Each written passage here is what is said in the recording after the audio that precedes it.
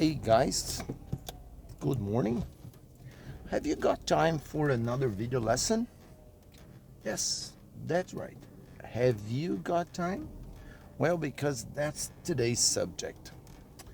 I was thinking about what we could talk about today, and I came up with this idea. I remember many years ago I used to work with this course book, and I even remember the number of the Unit 2 in our elementary book. So it was a unit which dealt with the difference between, well, actually it didn't deal with the difference. Actually, it just discussed the use of have got. So before I try offering any kind of explanations, let me go ahead and use it. We use have got to talk about things we possess. For example, have you got a car? Have you got a house? Have you got an apartment? Have you got a laptop computer? Have a good smartphone? And you can also use this structure to talk about things that things can have. For instance, suppose I'm talking about a smartphone that I've got, and you could turn to me and ask me, okay, Alfredo, has it got a good camera? Has it got 4G technology? Has it got 5G technology? Has it got Bluetooth technology, and so on? And then you might be wondering, okay, Alfredo, but okay, so it seems that when you say have you got, it means like the same as do you have when you ask a question with the auxiliary do and the verb to have. Yes, that's right. So basically speaking, these two verbs, have and have got, mean the same thing. So for instance, I could say I've got two brothers in the same way that I could say I have two brothers. So in terms of meaning, in terms of the message that we get across, they mean the same thing. So what's the difference? Well, the difference is in the structure. And just in case you're wondering, okay, but where does that come from?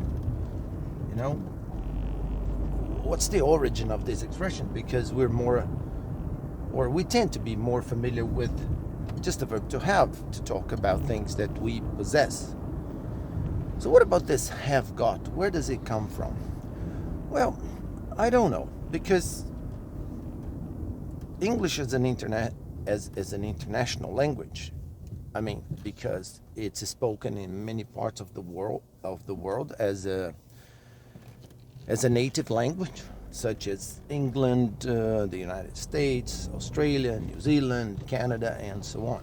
But it's used in other parts of the world as well. So I remember the first time I learned this, I heard someone saying that have got, it's more British than American. But I don't think so, because, you know, whenever I watch American series, I see them using as well. So let's just say it's part of the language, and we should learn both of them. So what is very important that we learn about these two structures? Well, have got uses the verb to have as an auxiliary. So for instance, if you're asking a question, you start the question with the auxiliary have. Have you got children? Suppose you're married, and I don't know if you have children or not. I could ask you, have you got children? So I use have as an auxiliary. I start the sentence with the auxiliary, and I place it just before the subject, have you. Exactly the same way we do with other auxiliary verbs in English. And we use it in the same way in the answer to provide short affirmative or negative answers. So if you ask me, hey, Alfredo, have you got children? I might say, yes, I have. In fact, I've got 2 kids. And basically that's it. Well, I've got two boys. Suppose then you decide to ask me, oh, have you got a girl? Have you got a baby girl? No, I haven't. So notice that I use have in the answer as an auxiliary verb. Exactly in the same way that we do with the auxiliary do if I use the verb to have. For instance, same question. Alfredo, do you have children? Yes, I do. I have two children. Alfredo, do you have a girl? Do you have a baby girl? No, I don't. So you see, the answer must be compatible with the question. So, if you use one structure, like have you got, the auxiliary is have. If you use the other one with the auxiliary do, then you have to use the same auxiliary in the answer.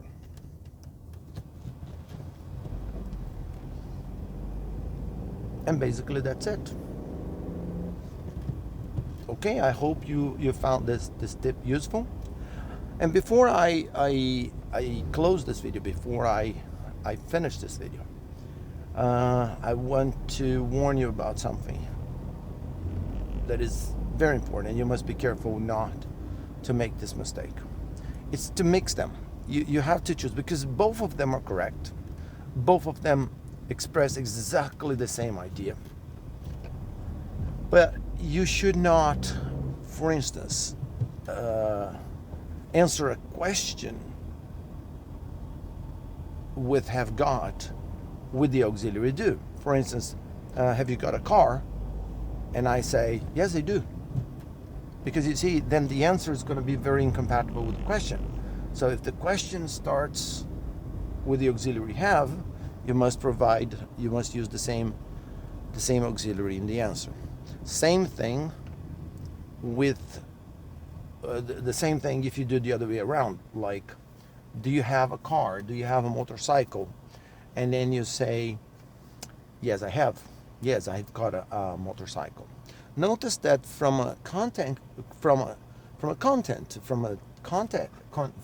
my God. Well, remember, this is the Uncut series. Okay, and today I'm getting stuck with this. So from a content or from a context point of view, of course people are going to understand if you mess this up, like they ask you a question with do, like do you have a car? And you say, yes, I have, I've got a car. Because as far as the content of your answer is concerned, your answer is fine, and people are going to understand. But from a structural point of view, you're making a mistake, because your answer, not your answer, let's put it this way, the structure of your answer is incompatible with the structure of the question, and that's what makes it wrong. Okay, so basically that's it. Another suggestion I would like to make, because sometimes people, I don't know, it doesn't happen very often, but it happens sometimes. Sometimes I'm teaching this particular structure to my students, and they say, oh, Fred, but do I really have to learn this? I mean, if I can say the same thing with just the verb to have and the auxiliary do, isn't it easier? I mean, you said that some people think that this is more British, and I want to learn a more American English. Well, my advice to you is don't think like that, because English is, and here I am getting stuck again. Well, English is an international language, and we are non-native speakers. So I think for us it's very important, because we never know who are we going to be speaking to in the future. We don't know. It's something that we can't control, what kind of English we're going to be exposed to. So that's why I think that our English should be as international as possible. And like I said, the have got structure is international. It's part of English. And I personally believe that Americans and British, they use this a lot. So that's why I think we should learn both of them. Well, and basically that's it. I hope you found this video lesson useful. My name is Alfredo, and this is Uncut English. See you in our next video lesson.